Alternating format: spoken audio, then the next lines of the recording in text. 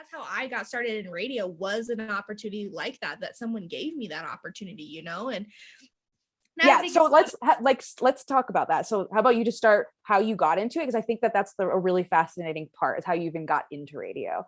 My story about how I got into radio was probably so when I was in high school, I was super involved in student council, and I did video production and stuff in high school. You know, I was on the little news in high school.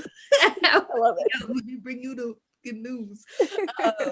And I did assemblies and things like that. And I was like, oh my God, like, I love public speaking. Like, this is so much fun. Like, there's even times where I was like mascotting, you know, football games.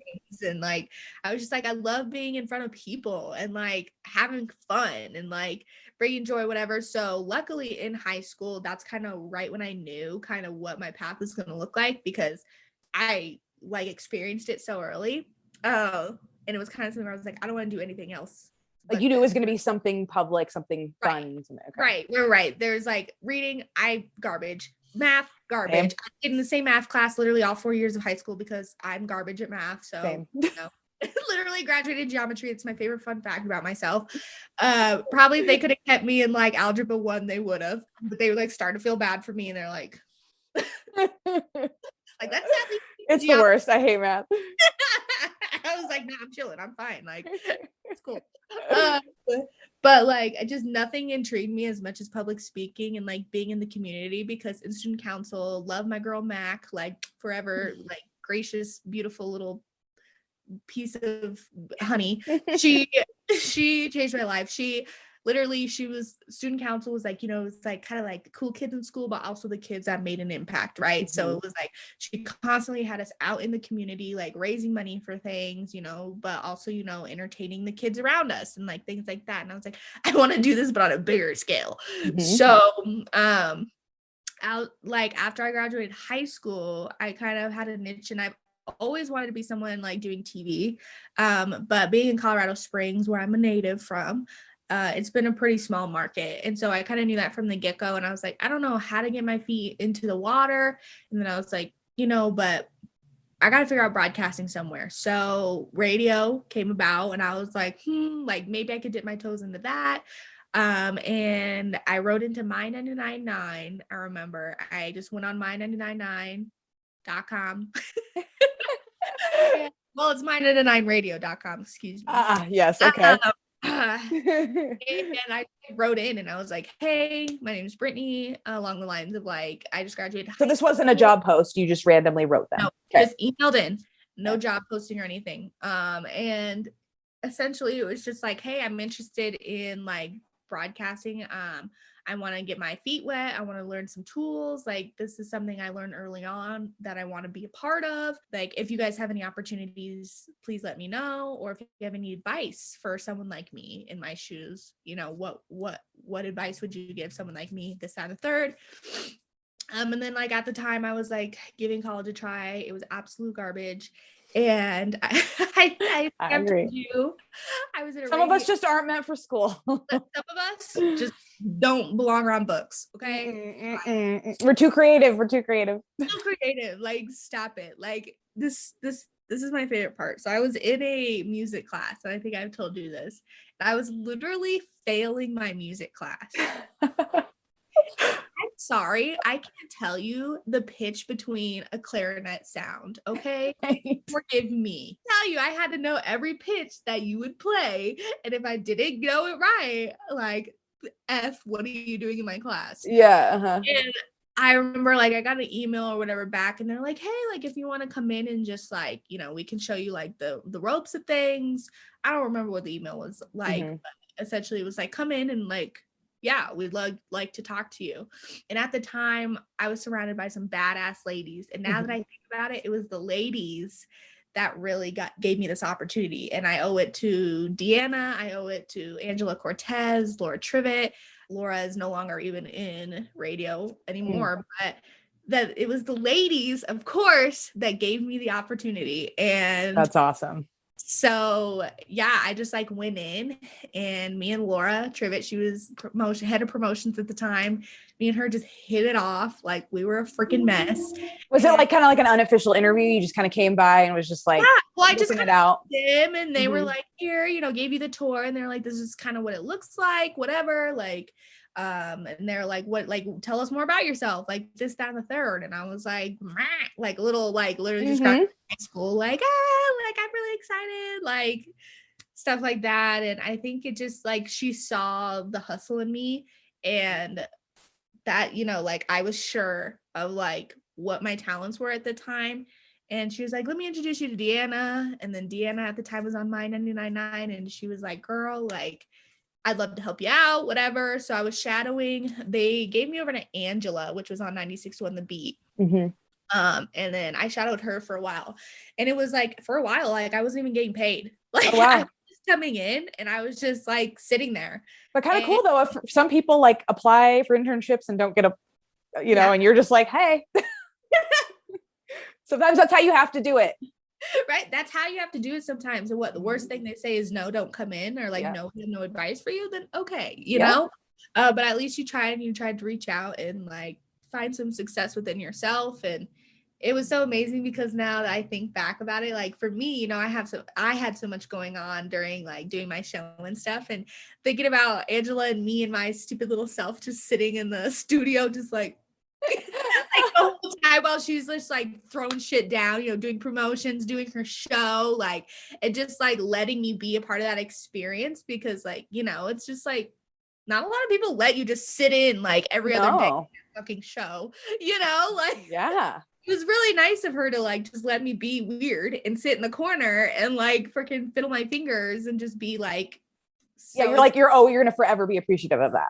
Oh my gosh, I literally owe my freaking career to that girl. I don't remember how, I don't know who, whatever, but basically it was just like, you know what, like we do have a promotions opening, like, would that be something you're interested? We know that you are interested more on the on-air side of things, but like promotions, we can use your help. This is what it looks like. Did promotions for a very long time. And on the side of that, it was just literally I would go in, I'd do my promotions thing, and then like I'd go see Angela, and basically I'd like she would make me a task list. So aside from her show and doing everything she needed to do, she would make me a task list of things that like she would want to show me or wanted me to do and things like that. She would like, I remember the first thing I ever got to do on air was intro a Missy Elliott song. Oh, that's awesome. I remember she was like, yeah, she's like, if you want, like, I do need like some voiced like intros to new music. And I was like, okay. And so I was like little pretty voice, and I'm like, it's Missy Elliott. That sticks on the beat. Yeah, I remember. And so I was doing like the intros for like the new music, but it was like 3 words. It was like Missy Elliott WTF on 96 on the beat, right? It wasn't but I remember too, like me and my mom would be listening, and I'd be, Mom, that's me. I just intro. Dude, totally, exactly. It's exciting, right? To hear yourself on the radio. So yeah, and then from there we just kept moving on and moving and progressing. And I remember though, I started on weekends, and like 6 a.m. to 10 a.m. like where they put you, and I remember I would do a whole show, and after she would do her show, she'd come into my studio, listen to my whole show, and tell me whether or not like we would air it, right? She'd be like, nope, do this break again. Nope, do this break again. Like you sounded this way in this break. Like nothing mean, but essentially like this is what I want it to look like. This is the format. Like I don't care if you just voiced for 2 fucking hours. Like it took me forever. Like when you first start on radio, like you're just like, oh yeah, yeah. And that's so again amazing of her to have the patience, and that's you really need those people. And you got so lucky to find somebody. Because there's a difference between, having just your boss and then you're actually like those mentors that find you. And when you get one of those mentors, like that's like awesome. And it sounds like you got that early. That's cool. Yeah. So she would sit there with me the whole time, and she would like, you know what, Brittnee, do it all again. Or Brittnee, that was good. You know what? Like I believe it in the system. We're good to go. We'll let it air. And that would just be week after week after week after week, right? Like really helping me and assisting me to be this fucking DJ, right? That was like listenable. And then like, I just kind of moved my way up, and then I kind of, started still doing promotions here and there on the side and stuff, but I essentially stayed on 96.1 The Beat. That kind of was my home and more kind of where I fit, which is also something that's very rare as well. You get hired into radio and that you get to kind of choose which station you want to be on, and they kind of essentially be like, well, we need a rock person, so you're going to be rock for 3 years, or things can change, but I did go here and there, but I still always tracked for 96 on The Beat. So I did some country here and there and a little bit for fill-ins and things like that, but like 96 on The Beat was like always where I was and stayed. And then just kind of essentially from there, things just started falling into place, and I just moved up. And then yeah, I mean, but I started from rock bottom, dude. Like literally, no, literally rock bottom. There's so many people that, I mean, that right, like they're like, how do I get in? And you were like, I always love when people tell their stories, like their thought processes, so I like that you're just like, okay, well, TV, okay, so that's hard. Like, registering, this is a smaller market, so should I go the radio? So again, you have those like problem solving skills to be like, how do I get it done? So I don't know. There's been some great things I've seen in radio and some questionable things I've seen in radio. But basically, going back to my experience within radio, I really owe my career to Angela Cortez and Deanna and Laura Trivet and some badass women that gave me the opportunity. And I've worked with some great men here and there, and there were some that I not so great. Like I would give credit where it's due, but the people that really banked on me in the beginning and gave me the opportunity and saw something in me from the get-go were 3 badass women that I just happened to catch at the right time in the right place. And that's really cool too, because sometimes when there's too many women in there, sometimes they get a little catty. So it's really cool that you had groups, because there are some really awesome women in radio too.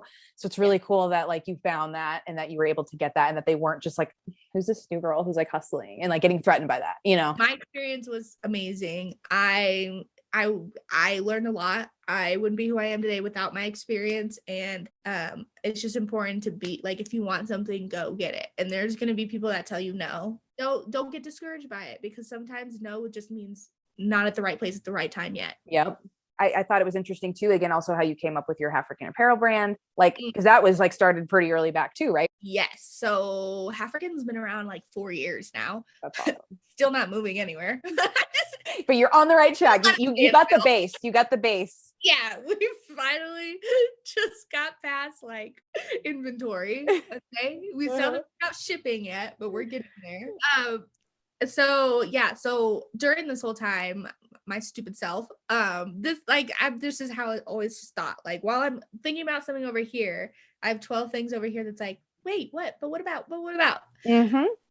So this was back when I was in college, and I was they were just like beating my ass with like college curriculums. Okay. I was like, like the music class thing was really funny, because at the time I was feeling the music class was when I started to get incorporated more into radio. And I was like, what the fuck? Like I'm working on radio over here, but I'm feeling my fucking music class over here because I can't tell you the tone of the clarinet. Right. So I was like, that's when I realized I was like, out of high school, I was like following everybody else, out of high school, everybody's like, which college are you going into? Which college did you get into? Like, it's like the it factor, right? And it's just, you feel like no one in high school is really telling you that if college isn't a fit for you, then that's okay, right? Yes. It's always just like, do good on this so that you can get into this school, or do get in, Yes. They don't even care about the single mom families that like, that's not in the books for us right now. So yeah, I remember I was just at Pikes, like I was just at a community college. Okay. I wasn't even at a university, people. Okay. And I was doing the bare minimum. Same, girl, same. I couldn't do it. Okay. Nope, I couldn't either. I was like, oh God, no. Oh God. This is just like the pre, and I still can't even fucking do it. So I just remember I was like failing my music class, and I was like, this ain't it, sis. Like, you need to bite the bullet. You need to stop with your freaking ego. You need to stop following all your friends, and you need to make a decision that maybe college ain't for you, sis. And you need to just get over it. Get over it, girl. Like, move on with it. So basically, I like told my mom, I like left college one day, and I was like, I'm not fucking coming back. I love it. And I was like, but like, you know, like, I want you to know I'm going to do something great with my time.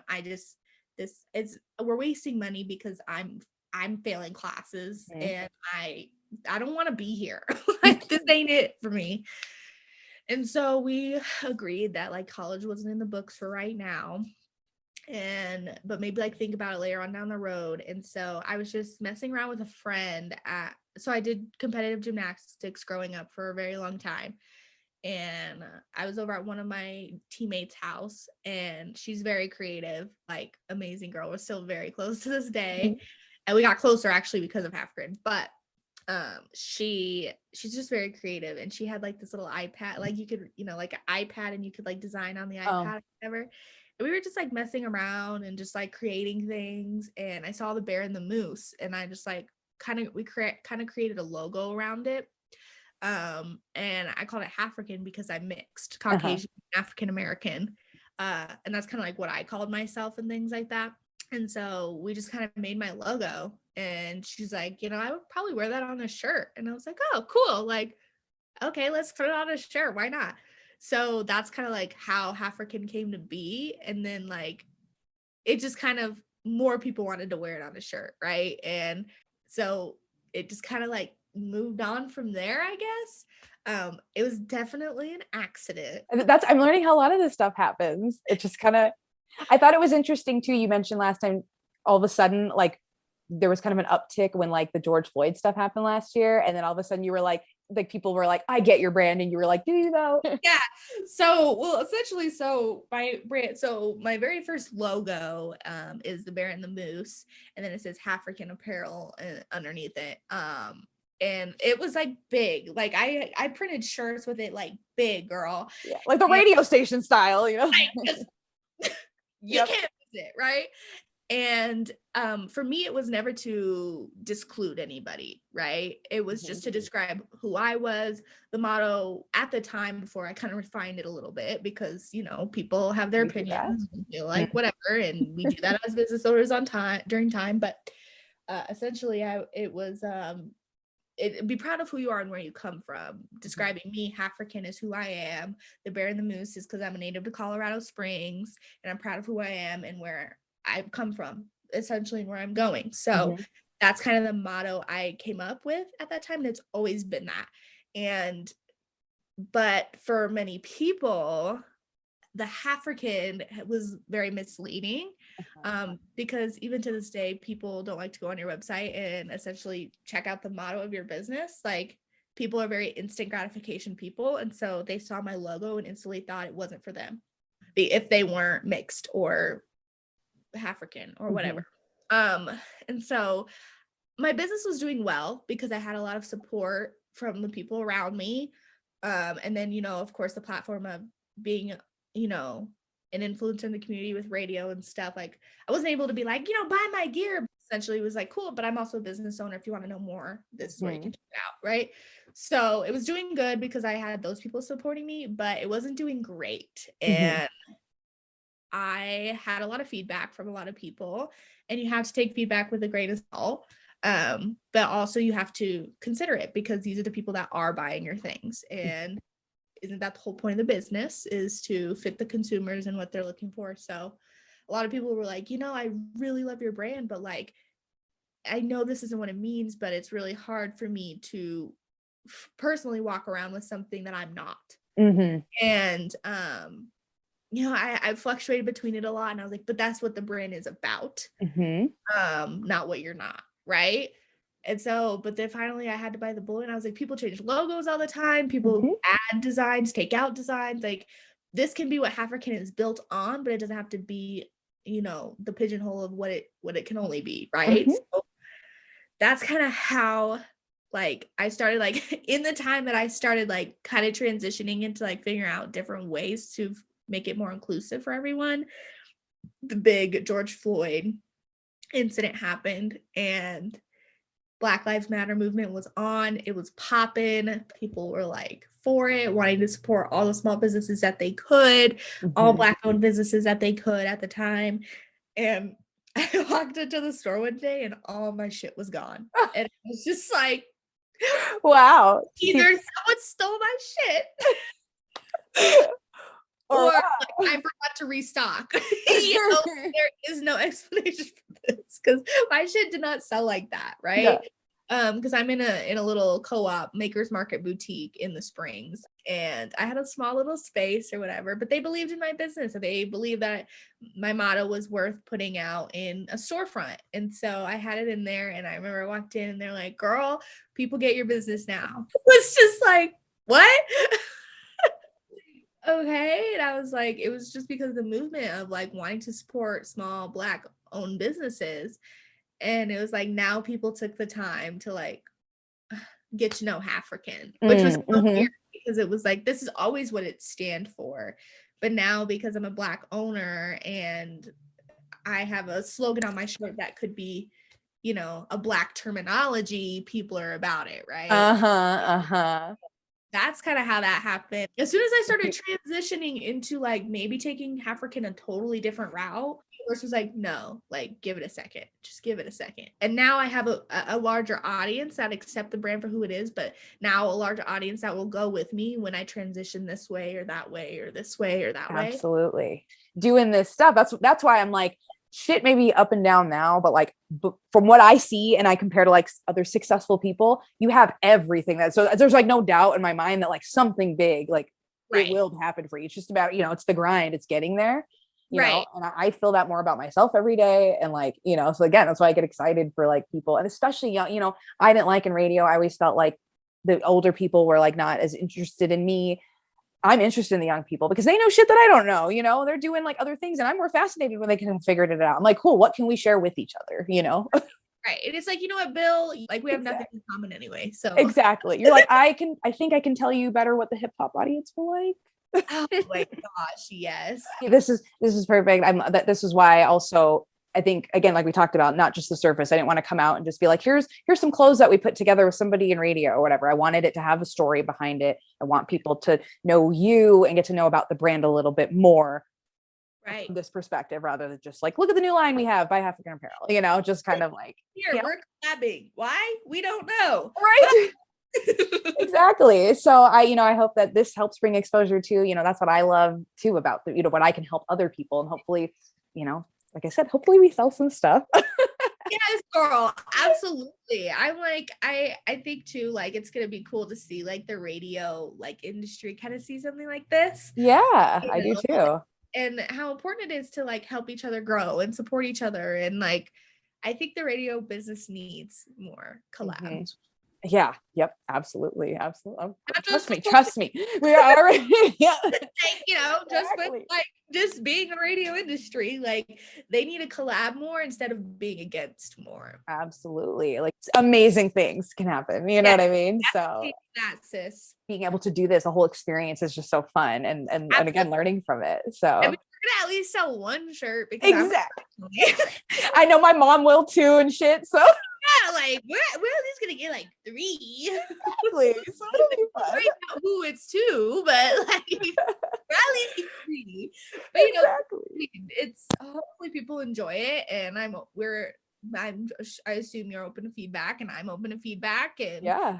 You never know till you try. But shoot, this could be something that we do once, or this could be something that we do limited time every 3 months. Exactly. Yep. Or maybe there's like a special like section where it's like, you know, like I don't know, like something that's still collabing with you, but it's like ongoing. I don't know. We'll figure it out, I think, as we go. And I think test it out. You know, the best part about this. Yeah, because there's no other way it can go. So just know that. Anyway, all right. Thanks, Queen. Always love chatting with you. You too. Talk to you later. All